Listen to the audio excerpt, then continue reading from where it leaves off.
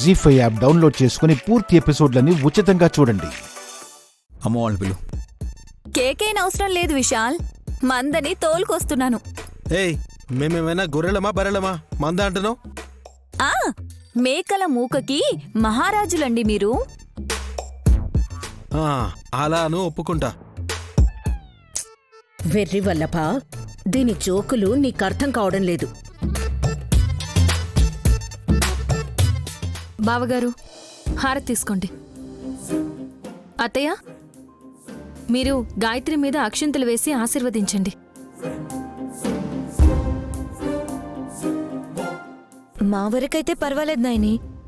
Aunty కుడి చేత్తో హారతి కూడా తీసుకోలేదు, అలాంటిది అక్షింతలు ఎలా తీసుకుంటుంది? ఇందాక నన్ను కూడా హేళన చేశారు, ఇప్పుడు అత్తయ్య వంతు వచ్చిందనుకుంటా. చచ్చా, అలాంటి ఉద్దేశం నైనికి లేదు.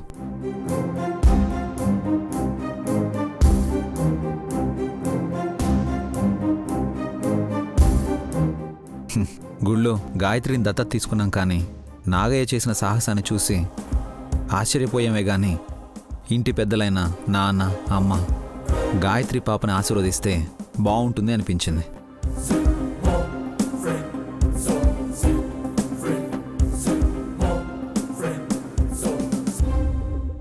అక్కడ కూడా లేదు కదా అత్తయ్య, ఇక్కడే ఆశీర్వదించండి.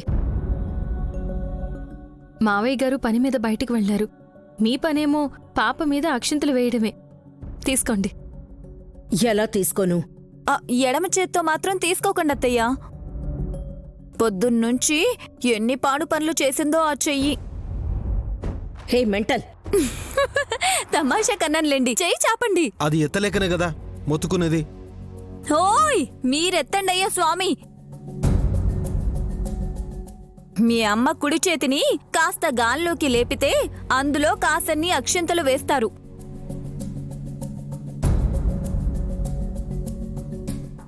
గాయత్రి పాప మీదకి జారు విడుస్తుంది. సింపుల్ గా అయ్యేదాన్ని సీరియస్ గా తీసుకుంటారేంటి? Oh my God!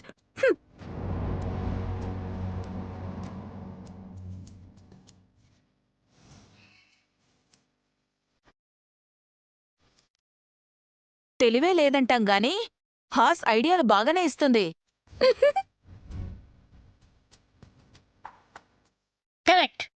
అసలమ్మా పాపని ఎత్తుకున్నావు, నువ్వు అక్కకి ఎదురుగా నిలబడితే ఈజీ అవుతుంది. అలాగే బాబాయ్. బావగారు, అత్తయ్య చేతిని పైకి లేపండి. మమ్మీ, నువ్వేం శ్రమ తీసుకోకు.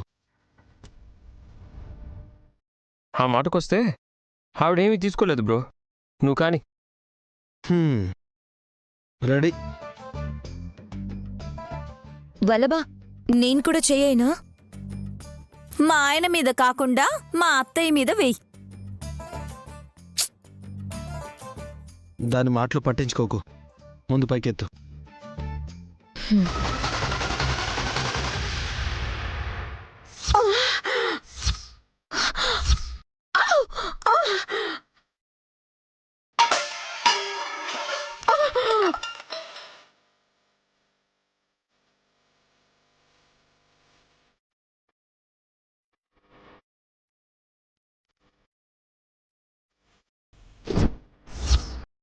అదేంటత్తయ్య, మిమ్మల్ని మీరు ఆశీర్వదించుకున్నారు?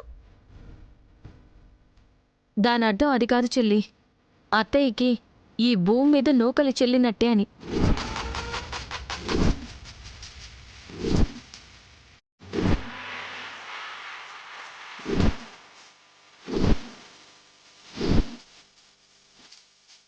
జీ5 యాప్ డౌన్లోడ్ చేసి అన్ని ఎపిసోడ్స్ పూర్తి ఉచితంగా చూడండి.